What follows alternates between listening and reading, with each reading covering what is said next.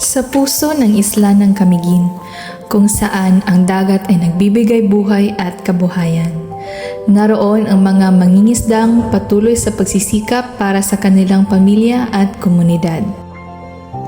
At sa bawat hamon na kanilang kinakaharap, may isang ahensyang handang umalalay at agad na kumilos. Ang sektor ng pangisdaan ay may kaakibat na iba't ibang pagsubok. Pagbabago ng panahon, pangangailangan sa kabuhayan, at ang patuloy na pangangalaga sa ating yamang dagat.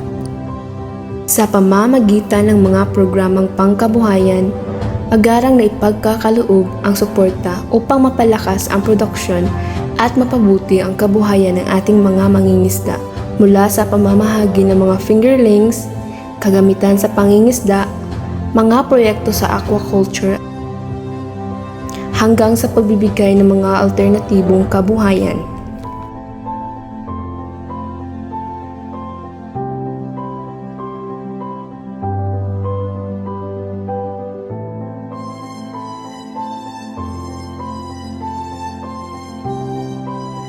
Hindi lamang material na tulong ang ipinagkakaloob.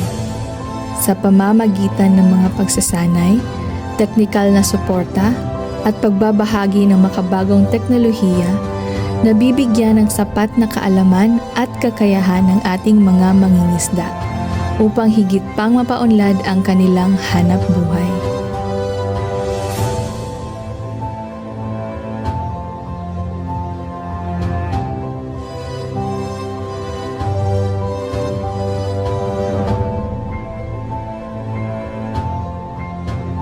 Kasabay ng pag-unlad ay ang responsibilidad na pangalagaan ang ating likas na yaman sa pakikipagtulungan sa mga lokal na pamahalaan at mga komunidad.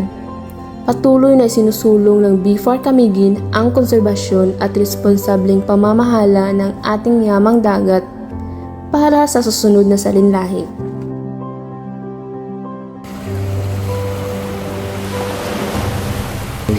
Dili pato sa dumot sa inyo sa taga-Dipar maglisod dito suro may ang project